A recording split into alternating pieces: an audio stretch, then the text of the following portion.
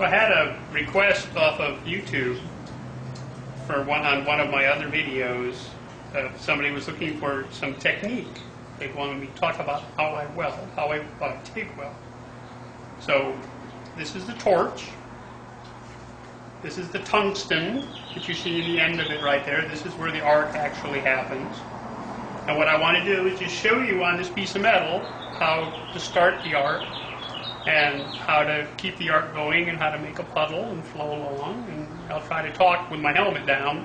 I don't know if you'll be able to hear me or not, but we'll try. With the TIG, because you run it with a foot pedal instead of like with the MIG with the finger control, all you have to do is get close to your metal and then push on the pedal and the arc will start.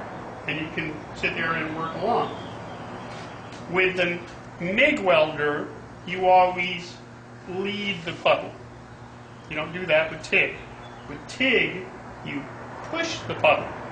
Or you lead the puddle along this way, you kind of push it along. So let me just start an arc, and you can see how that works, and I'll try to talk about it.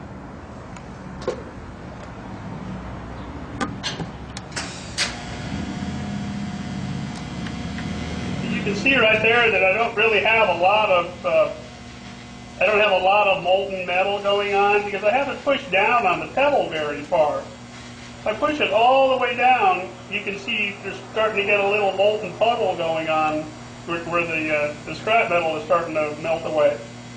So as I bring my rod in, and I can go right to the edge of that puddle, and as I'm working along with my torch, I just start to melt that rod at the same time, where I can start a bead weld going along.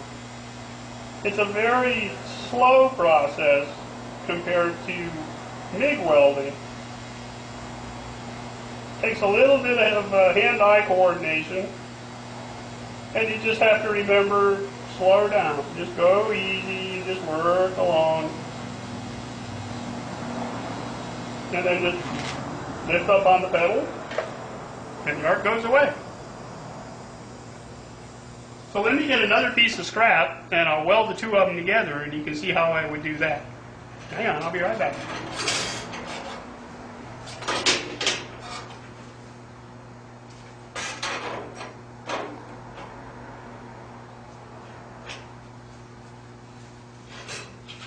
Put my glasses on.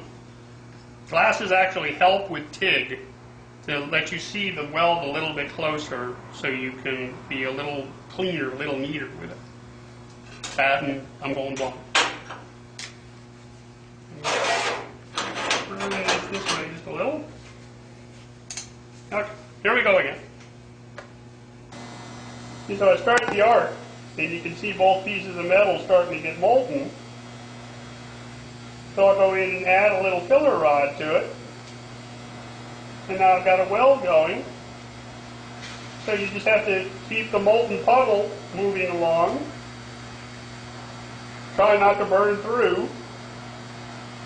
And just keep adding your filler rod to it. Working back and forth, trying to keep the heat even on both pieces.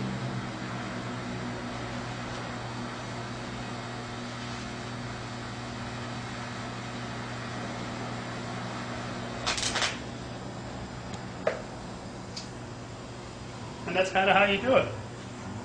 There's a lot more to learn, really, because this piece of metal is lying on the workbench. This one will take longer to heat up than this piece will that's out in the air. So as you're welding on this piece will have a bigger tendency to burn through or just get totally molten, and then the whole thing falls out and you have a big hole to fill in. Well, it takes a lot of practice. It's not as hard to do as people make it out. TIG welding is really pretty easy once you just kind of get the hang of getting the arc started and adding filler metal to it and working along. Just takes practice. Hope that helps. Bye.